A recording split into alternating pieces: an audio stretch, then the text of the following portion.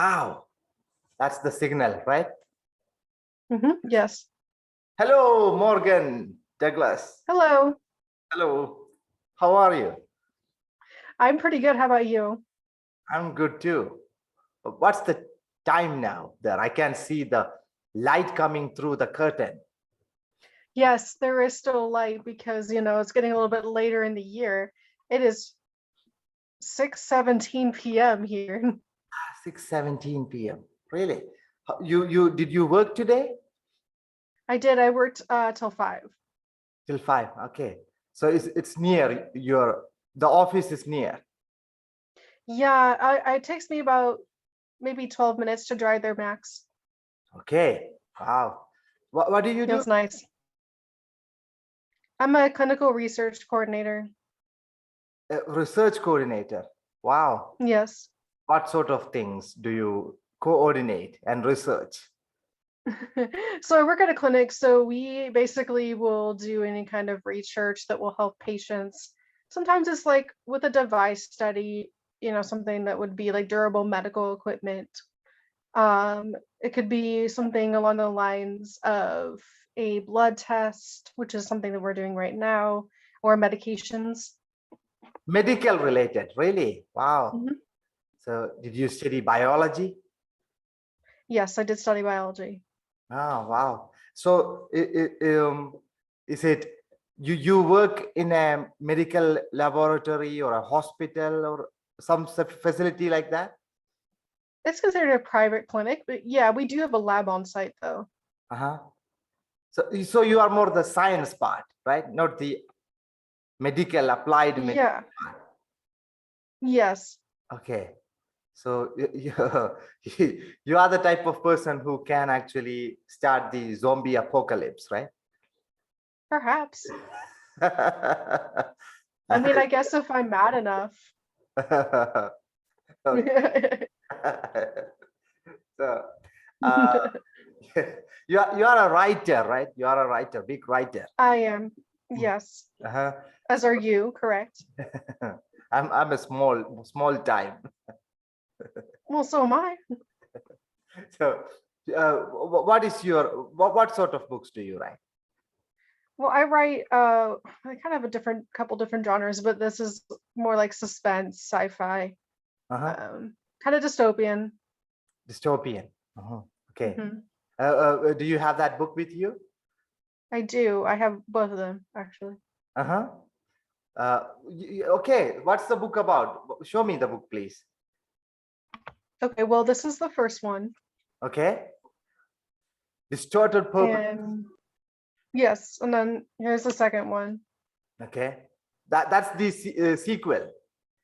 Yeah, this is a sequel. I just published this one recently. Wow. Um, it's basically about a unique shape-shifting kind of event. These a bunch of humans, or basically the entire world minus a group of people, are shapeshifted into humans that kind of look like these. Like if you see, have you seen, what humans are kind of identified on like a walk sign or something like that? That's what they look like. So But they are contained in like an electrical field within their body. so they are normalized into some sort of Tom and Jerry like two-dimensional characters. Basically, they look like two-dimensional characters. Okay. Yes, but they're kind of like, they like human sized though. Okay. Yes. So they Um, have identity. Do they have like we have different faces? How do you recognize no, one another? No. no, Okay. no. It's like basically so that they all look the same. They are stuck, or do they have ability to communicate with others? They can communicate with others, but it's not like your normal communication. Let's just say that. I see. And how do Mhm. you? I mean, it sounds like a nightmare of a writing for Oh, me. it is. Yeah. Because how do you write this? How do you make images? Well, I first came up with the idea. I was in class for we had it. I was taking some criminal justice courses, and the one that I was taking, we had a discussion, like a class discussion as a final, not an exam. But Uh-huh. I had stayed up all night because I was with somebody who was in the hospital. Okay. So I hadn't slept at all. I don't know if I fell asleep and had a daydream or whatever, but I kind of daydreamed what these things looked like, and I was like, I could make a story out of this, and I kind of went from there. It's always an image, right? It's an image or a Yep. scene that comes to you, right? Yes. And you expanded on that. How long is it? The book itself, I think the paperback is like 267 pages, Uh-huh. but it's a lot. It's definitely less if it's a ebook, which I think is like 160 something, Oh, 90 something. I can't remember exactly, but yeah. what's the main storyline? I mean, what's the blurb of the story? Is there a central character? How about this? Why don't I read you the blurb to make it easier on Yes, me? yes, yes. It's better. Here's the back. Nearly every human being on the planet was turned into indistinguishable blank figures while leaving just a few unchanged, including a small group of individuals who set out to find answers to figure out how to bring their friends and family back to their human selves. What they found uncovered a plan that was meant to cause positive changes through terrible means. And the advanced computer technology that was used to cause this mass shapeshifting was utilized by conspirators to extort the world's leaders once everyone was brought back. The threat of turning people to their more states paved the road to positive changes sought out by these two government officials, who caused a disturbing shift. Thinking that it was all over after this unsettling event happened and the world started to change for the better was a mistake, though. No one realized that this technology could fall into the hands of two misplaced computer techs who were angry and vengeful. Computer texts? Mhm. Wow. So it has AI, dystopian, and artificial intelligence, and all kinds of science fiction uh, aspirations, Yes, right? Yeah. yes. I wouldn't say AI. I would say more technology. It does use radio frequencies and telephone or phone towers and radio towers to emit signals from a computer. But yes, Yeah, that's intelligence, which is artificial, but okay. it is artificial. But yes, I would say it's not like a robotic way, is what I Yes, meant. yes, yes. A lot of people have that image, right? Whenever It's true. I do have that image in my head as like it's not a robot. not a robot, but I mean, some Asimov stories, Isaac Asimov stories. It's not even a personified form that we see. Some energy forms or something, right? Yeah. Exactly.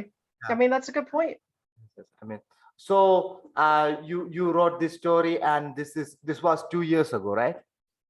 Yes, I published it last year, Okay. but I started writing it in 2019. I stopped writing for a while, and then I started writing again in like 2020, and then finished in 21. Wow. So you're an efficient writer. Would you like to? So do you feel like, oh, I'm procrastinating a lot? I wanted it to be sooner. Things like that. What sort of writer are you? I feel like I can procrastinate at times. Sometimes I'm like, "Ugh, I'm just not in the mood today to write. I'm not inspired. Uh, but sometimes I am, and I just kind of go for it. That kind of writer.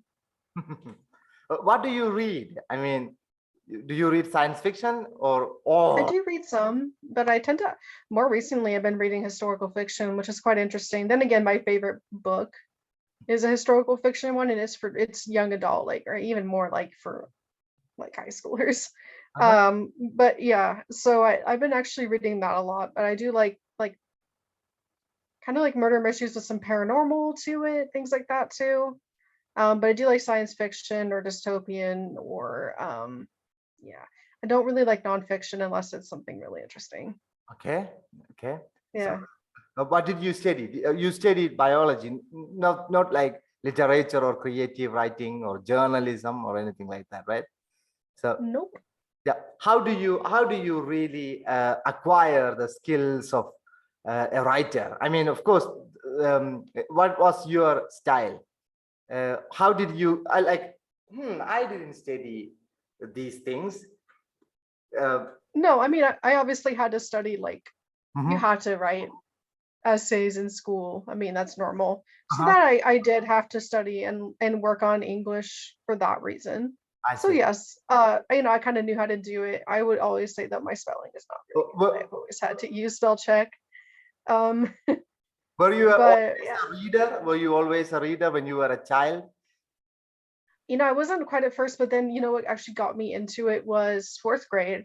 We Uh-huh. had like a reading competition. So at the end of the year, whoever how many had you read at the end of the year.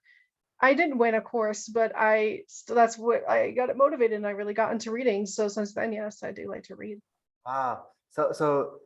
Your mom and dad, they made you into a reader and writer, or you were like, no, it's my thing. You started reading and writing. I feel like yeah, but maybe it's more like my grandmother's one of them's teacher, more as a teacher. So yeah. I see. And Yeah. um, so what sort of things did you like when you were a child? Was it science fiction also, or uh, different things? I liked ghost stories and then I got older. I liked the cliche, I would say, maybe I shouldn't say cliche, but like the trilogies, like Hunger Games and Uh, like some of those kinds of coming of ones. young adult romance. Yeah, I started really liking the young adult stuff, Twilight and everything. Mhm. But yeah. Did you like 50 Shades of Grey? I did not, actually. I see. I started reading a little bit to know what's the magic, and I was like, "This is it." It was like chatting. Yes. That's great. That too in present tense, first person. I go, I see, geez, a blonde, you know.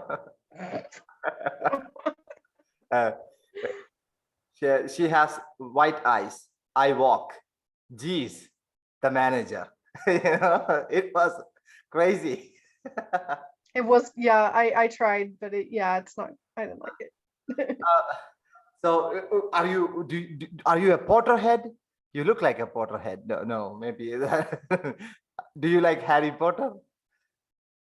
I, I had a hard time getting past the second book when I was a kid, and so I never really read it again, but I did like the movie, so I will admit that. I see. What sort of American classics do you like? I mean, from in India, we know Mark Twain and people like that. Few classics, Edgar Allan Poe. Uh, these I do are like Edgar Allan Poe. ghost stories. You said earlier. I, Yeah. yeah, I do like Edgar Allan Poe. I like F. Scott Fitzgerald, Uh-huh. definitely. Yeah. Was it? Yeah. What was its name? Oh my God. The movie. Uh, Yes. I'm also blanking. Like, how can I forget? But yes, I do like that one. yeah, I forgot the name. Oh my God, it's a shame. Great I Gatsby. know. Yeah. Yes, The Great Gatsby. I like The Great Gatsby. I liked To Kill a But Mockingbird. to be honest, Um, everyone is talking about Great Gatsby, and to me, maybe it's the over expectation. I started reading, and this is about a guy who is like madly in love with a woman or something, and he's a big mafia guy or some, yeah, and he, kind of. and it's like, what's the point? And is it about the writing? What is it? I think the big thing is it's kind of like, at least here in America, we all kind of think of the 20s, the roaring 20s, as like the glitz and the glam and all that. So it's actually like that's kind of what's entertaining about it. And I think that's what a lot of people really liked about it. And so, I mean, with some of the movies, that's kind of what they like kind of focus on and I really like that. Also, it's the greatest American story, right? Because it's the story of the gangster, the bad guy. Yes. Yeah, the bad guy with the good heart, but ultimately he dies, right? Yep. Yeah, Godfather or this. what was that other movie? Goodfellas, right? Yeah, Goodfellas. I think I've seen that one, but I think I've seen The Godfather too. Yeah, yeah. I don't think it's really American. I mean, I think it's really human. We somehow like that shit because it's I could see it being just human. yeah, it's everywhere now. That same pattern, be it Narcos or in India, there are so many gangster movies coming, but Oh, I bet. it all goes back to either Scorsese or Godfather or some of these sets, you know. That's about right. I'm not surprised. Also, I think what was his name, Paul Mooney or someone, the way back the American stuff. Yeah. Probably. So, what sort of British books do you read? I'm really interested curious to ask that question to an American. Do I you don't know read? if I actually read any British books, to be real. Like, Uh, I don't know. do you guys have a problem with each other with the language? I mean, not really. I feel like, I mean, obviously, there's some differences here and there, but it's pretty easy to understand Mhm. those differences. So I don't think it's a big deal. Yeah. Some are just spelling or pronunciation things or accent, right? Yeah. Or like when I've read somebody who like has, well, you know what? I've actually read some stuff that someone from England has written because they were fellow authors that I like I know from the Facebook groups. And like sometimes there'll be a word in it and I'm like, I don't even know what that means.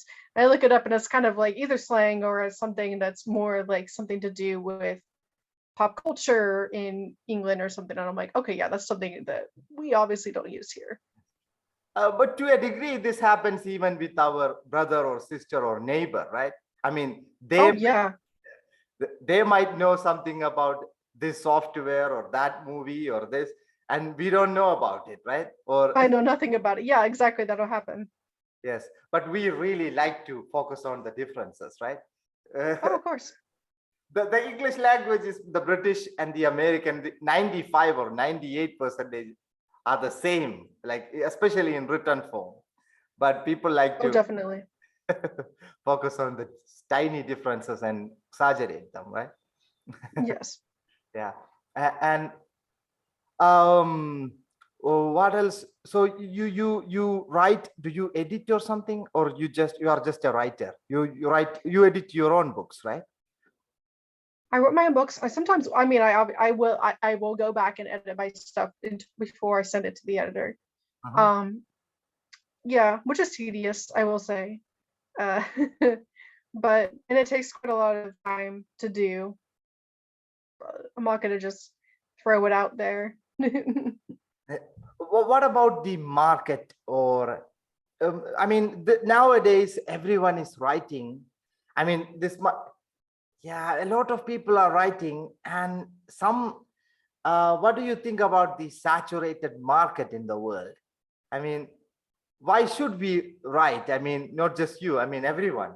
I mean, how do you I cope? think it's tough out there, but you should write if you enjoy it. Mhm. Yes. And Like, I don't expect to make a lot of money. I know it. Like, I don't think I'll ever make a living off of it, but I enjoy it. yes. And what about the quality? I mean, I saw your writing. It's your work is very good. I like it. And, Thank you. yes. And what about some, for example, in Amazon and places, we can see in some sense very mediocre writing, right? I mean, we have to compete. Rare. Yeah. I mean, I'm talking about the mass writing that is happening now, and there is no. Huge. Yes. So um, we are in some sense forced to do some sort of YouTube thumbnail like marketing, right? Or something. Oh, yeah, definitely. Yeah. So that click and also clickbait books. You know this YouTuber called PewDiePie. Uh, Did he's you say cutie pie or cutify? PewDiePie. He's a big YouTuber. Um, It sounds familiar. I might actually know who it is. I think his name is Felix. I hope the YouTubers don't watch this video. I hope, because uh, they might flood my comment box or something and insult me. So I was saying he wrote a book which is a ridiculous, I mean, mockery book. Like, everyone will love this book or something, and it's just uh, pages of his picture and his shoes picture or whatever, various pictures, and it's not even a book. You understand? So it's like a joke, but it is even a I bestseller. mean, I get it, Yeah. but He was the number one YouTuber in the world. So don't I mean, I get it. don't roll your eyes. We might I'm rolling my eyes already. we might But I mean, I get it. Like, Yeah. he's obviously popular, and it's something hard to really compete with. Well, then, the pandemic, everybody started writing a lot more. People had time to do it, and so that really saturated the market. Yes, yes. I'm not scared of PewDiePie. That's not my point. How do we, like writers, what should we aim as a quality, or there are standards and a threshold, right? We should go beyond, of course. So self-publishing is, in the past, probably we don't have enough paper. We don't have enough No, resources. So Edgar Allan Poe or someone like that is, even they have to worry about the number of paper or ink they have, right? Because oh, of course. it's all scarce. Now we just have to type or throw paper, no problem. So we should have that mindset, right? That the quality should be very good. How do you do that? How do you Have the mindset. ensure that your book's quality or standards is above threshold? It's hard to know if it really is. I feel like you kind of need feedback. A lot of people have been doing, my understanding is beta readers are helpful. So you have someone read your book before you do editing or do anything else, really. After you do your own edits and you kind of finish the book, you have someone read it beforehand. And I think that will tell you if it's quality or not. Who designed those covers? I wanted to ask you. Show me the book, please. The first book. Okay. Yeah, it's a beautiful cover. Who did that? Oh my God. Sam Designs, I think, is who it is, off of Fiverr. Okay. Oh, I obviously can't. I mean, I had someone do it for the first one, and I didn't actually like it, so I got Sam Designs to do it. Get a new one. So. So Mhm. it's very good. And how do you write? Do you write on keyboard or pen and paper? Keyboard, although I will make notes here and there. Keyboard. Which software? May I ask which software you use? Google Docs. Google Docs. Okay. Not even Microsoft Office or I have Microsoft Office, so like what I'll do is use Google Docs so like I don't accidentally like miss something, because it automatically saves, right? So I'll do that, and then like when I'm ready, I'll take it and put it onto Microsoft Docs. And then usually I'll also download it onto a flash drive as well. So I say all those things. in so so there is a software, I forgot the name of the software. I think it's called Scrivener or something. Yeah, I've heard of it. Yes. I think it helps us write and do annotations and marginalia and notes and things and organize into a one thing, right? One project, right? Yes. Yeah. You don't need any of that. I mean, I could use it. I've heard really good things, and I'm like, I could, Yeah. but I already have my way. I'm like, eh.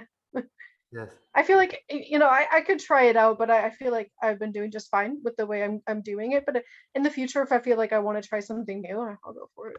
Yeah. Oh, I think you know who this guy, right?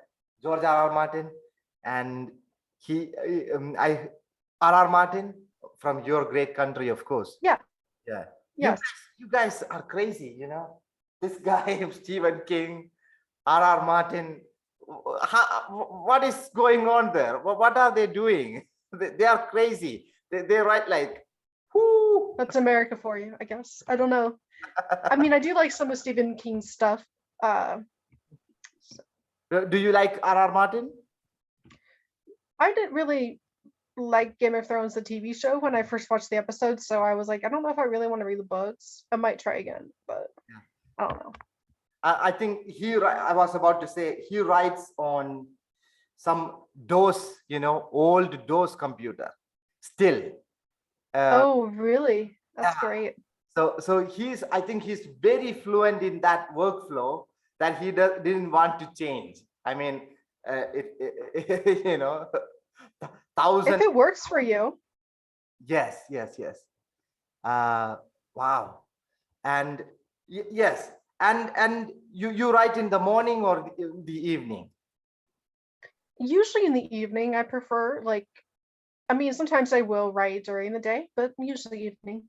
Usually evening. Wow. And how do you edit? Do you write a draft first and then edit Yes. many times? Yes. Iterative refinement, right? You refine it again and again. And Yeah, I'll write it and then I'll do the edits probably more, definitely more than once. Yes. and how about the outlining, the structuring, the characterization? Do you do it beforehand, before you start writing, or? I have like a list of an outline usually. Do I stick to it? Not really.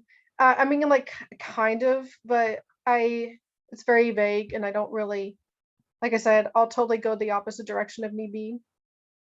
I Yeah. haven't looked at my outline that I originally made and for the third book at all for quite a while, and I think I'm about 2/3 of the way through, probably. Yeah, and I haven't looked at it, and now I've made like I made I wrote some notes as to what I want to do at the end, but that was on paper and it's very short as to what I want to do because I figure that I just want to like fill it in via the way that I just write it, just kind of go and go. That's all I do. Okay.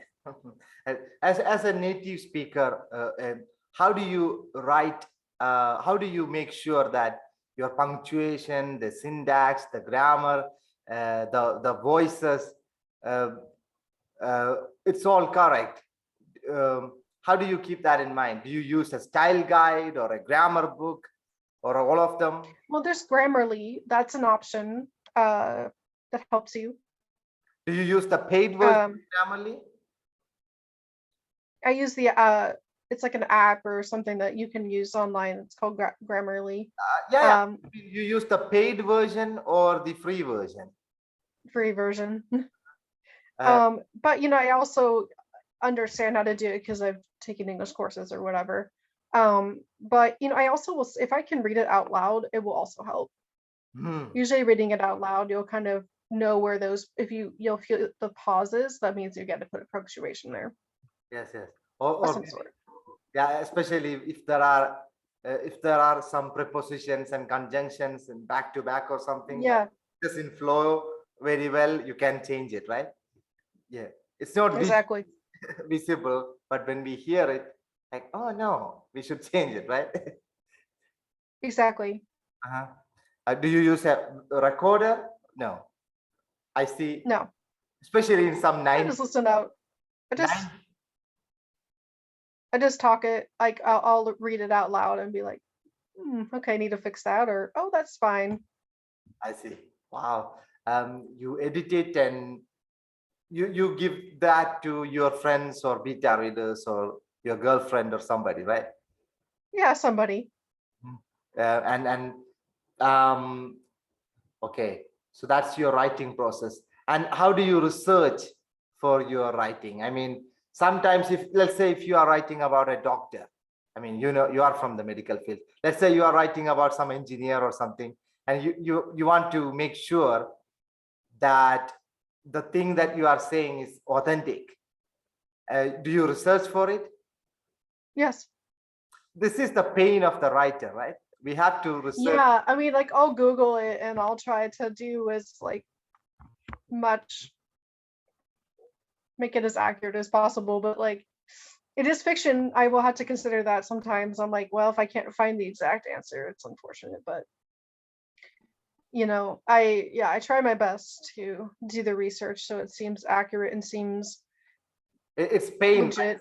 Sometimes it's pain, right? I'm not sure It is. whether that is correct, and we have to research and search, and sometimes we go in that direction and forget about our writing for some time, right? It's true. Yeah. Do you attend writers workshops or clubs or something like that? I don't attend writers shops, but workshops, but I do have a writers group I go to here in Portland. I go every Thursday if we're hosting them, if they're actually happening. Sometimes they're not hosted, but yeah. I forgot to ask you, where are you from? Which city, which state? Portland, Oregon. Oregon, okay. And who is a famous writer or a famous person from there? I'm ignorant.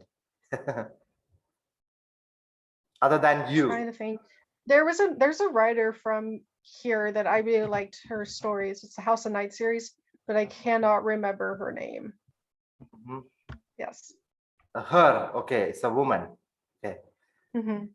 And there is a, okay. And what do you do? What are your hobbies? Do you run? Do you walk? Do you play volleyball? I exercise. I mean, like, I go to the gym. I volunteer at a farm that helps homeless people. And I do play the ukulele, but I've been really bad about doing it because of the writing taking forever. Takes so much time. So yeah, that's about it though. Otherwise, I'm like working or something along those lines, hanging out with friends or whatever. I mean, I do like to bake sometimes. Baking's fun. so you need to clear your mind and remove those sensors and things once in a while to come make the new ideas come out, right? So we need Exactly. that gap, right? All these Hmm. constraints that we put on our writing, it sometimes make stress or something that new ideas are not coming, right? You need proper breaks. It's true. Yeah. Yes. And uh, you write and you publish and you bake and you go to the farm. Yes. Is that like a charity, the farm thing? Yeah, it's charity. Okay. So, wow. What is your, so show me the second book, sorry. So the second book, how is it, the sequel? Wonderful. That's a What do skeleton. you mean? How's it a sequel?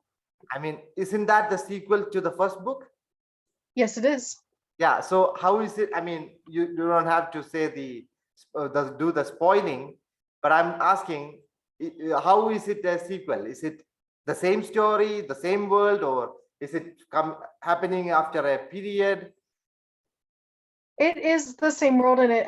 So it's kind of like that continuation, at the end here I say of the first book, that the technology could fall into the hands of two misplaced computer techs. Well, then the second book kind of starts there and goes from there. It goes into like another shape-shifting event, but goes into more like a war I see. based plot. And then there's another cliffhanger at the end, and we'll go from there. Wow, wonderful. Great. Seeing the skeleton, I thought maybe it's going back to human or to the normal. No, it indicates death. Uh-huh. Wow. No, spoiler alert, right? So, It's just the word death. It's not a spoiler. uh, uh, so it's also a large book, the same amount of page. So, yeah, very good. What's your next project? What's the project that is coming?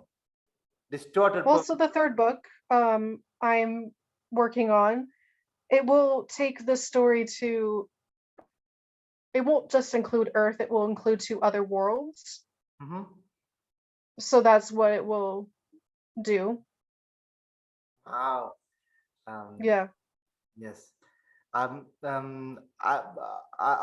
I will read 2 of those books of yours, and yeah, that's great. Um, and what are you going to do today?